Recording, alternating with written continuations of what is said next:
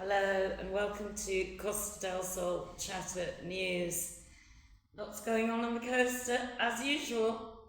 The weather, I can happily report, is going to be up to 21 degrees and sunny, sunny, sunny. There will be some cloud, but basically fantastic weather indeed.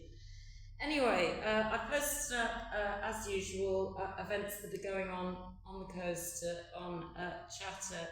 And I've also put up Casa Costa Property of the Week, which is a duplex penthouse that has been reduced from 515,000 to 475,000. Now, perhaps you can help me if you are a private seller or an agent that has something that's new to market. I am looking for a penthouse, south-facing, with a community pool in very good condition, or brand new, very close to the Cala, the longest 5-minute drive, at least 3 bedrooms, 2 bathrooms, and budget is up to 1 million. So do contact me at Casa Costa Property if you have anything coming to market.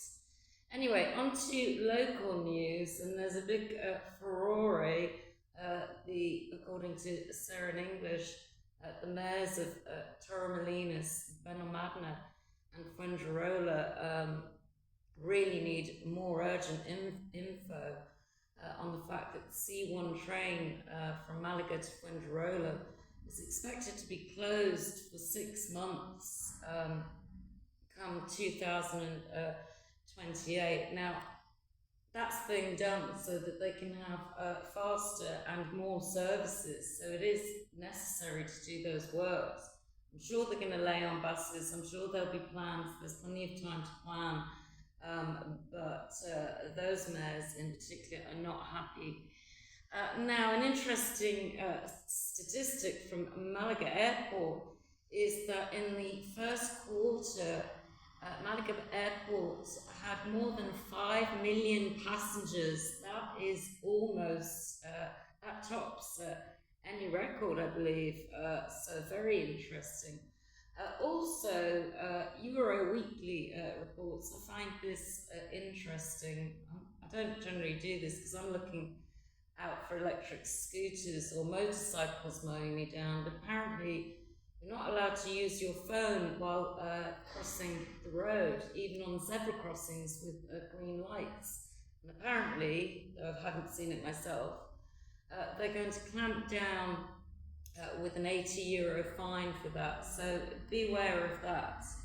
Anyway, on to world news, and I found these statistics very interesting, not just for Spain, but for the world, as reported by The Guardian. Now, I'm going to read this out so I get it absolutely right, because it was a screaming headline that I literally couldn't believe. The world's top oil and gas companies banked more than 30 million dollars every hour. Can you believe that? Every hour in unearned profit in the first month of the US-Israeli war in Iran.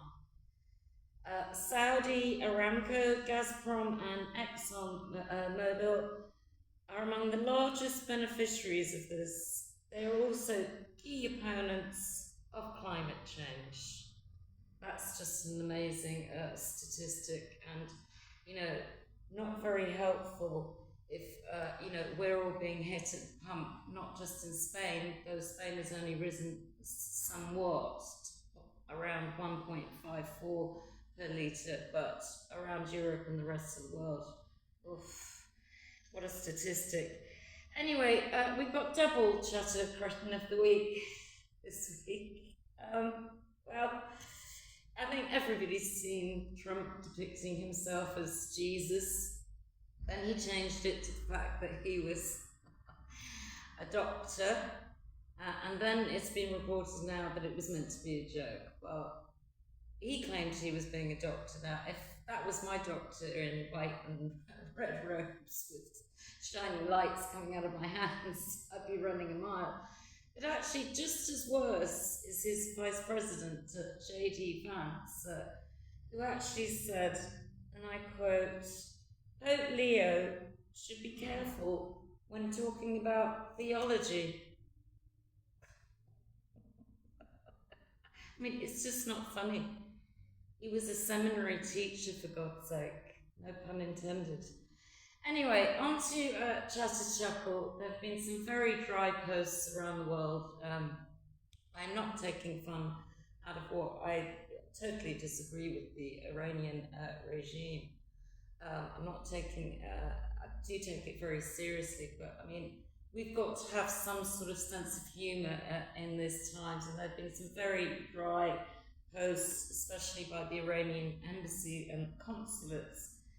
The one in India said, the Strait of Hormuz isn't social media. If someone blocks you, you can't just block them back.